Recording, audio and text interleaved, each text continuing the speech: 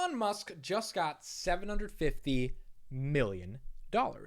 Not literally Elon Musk by himself, but his company, one of his many companies, just got $750 million. SpaceX has raised at a $137 billion valuation, $750 million. Lead investors include Andreessen Horowitz. Now, Sachin, one of my good friends, or also part of the Palantir Weekly podcast, he actually invested in SpaceX when they were about $15 to $20 a share. So he got in at a pretty early valuation. And, he's up doing pretty well, about 4 or 5x on that valuation when they go public. Who knows if that's a 10, 15x from when he bought it. Elon Musk's reusable rocket maker and satellite internet company SpaceX, satellite internet because of Starlink, which we'll talk about in a second, is raising $750 million in a new round of funding that values the company at $137 billion.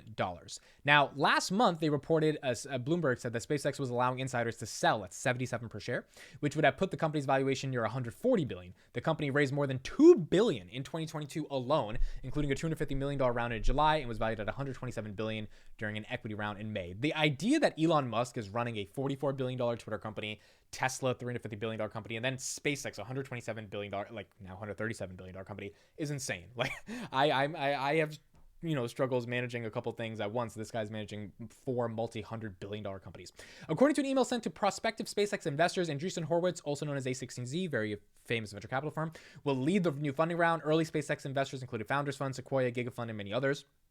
They also participated in the $44 billion deal of Twitter that Elon Musk bought. Now, why is this funding round happening? SpaceX achieved several new milestones but faced delays to its Starship program, which is part of NASA's effort to bring astronauts back to the moon. They are launching a rocket almost every 6 days. I believe they did a rocket launch today. As a result, other rocket launch companies like Rocket Labs were up on the news today, about 6%, primarily because of the fact that SpaceX is, if SpaceX is valued at $137 billion and what they're able to do, maybe companies that are a little bit smaller than them can also be valued at a nice valuation, even if it's not $137 billion one day, given what they're able to do as well. On the upside, the company's satellite internet service Starlink exceeded 1 million subscribers and provided a lifeline to users in Ukraine who suffered infrastructure disruptions after Russia's invasion.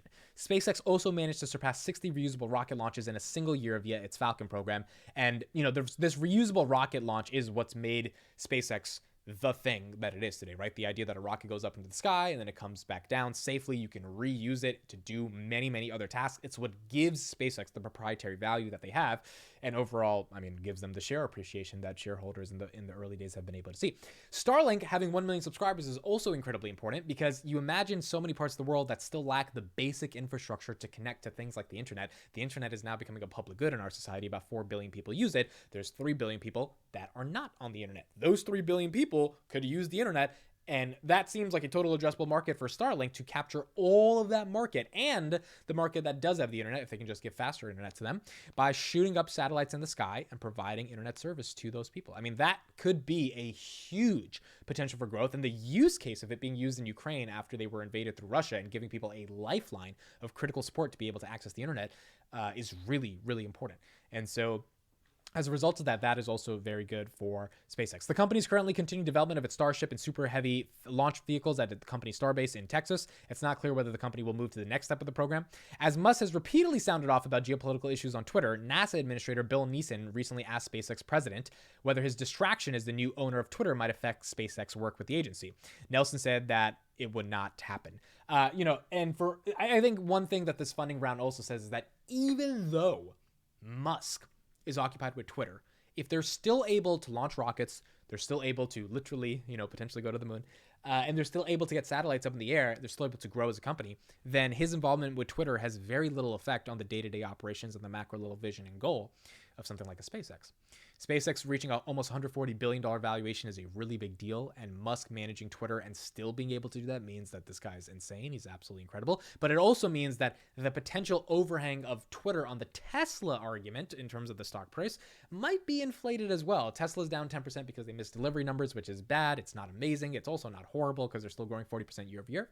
But Elon being part of Twitter might not be the reason why Tesla's down. It might just be because of analysts having concerns about Tesla. Because if SpaceX is doing as well as they're doing with Elon managing Twitter, and obviously they're getting this valuation because they're able to grow, then it probably proves that the market might have a little bit of an overreaction to what Elon's doing with Twitter versus a feeling that his distraction of Twitter is leading to the decline of Tesla. Now, one thing that's important to understand about the decline of Tesla is that competition potentially may be coming. There's a lot of arguments for why competition is not coming. Competition is not that big of a deal, but there's also some arguments that BYD, Polestar, Lucid, I know Lucid is Lucid, and that's probably not the best example, but if there are companies looking up to create an infrastructure similar to the Gigafactory where they could create electric vehicles at scale and at a cheaper price, could that hurt Tesla? Now, it's hard for that to happen, but the analysts are feeling concerned that that might happen.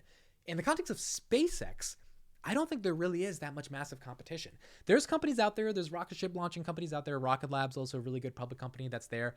But like, who's actually doing with the speed, efficiency, and effectiveness something like a Starlink, which is just one of the products in SpaceX, much less the reusable rockets? It's not that many companies in the world, which is what I think also led investors to agree to this $137 billion round of financing, where they're like, wait, like, who else is doing this?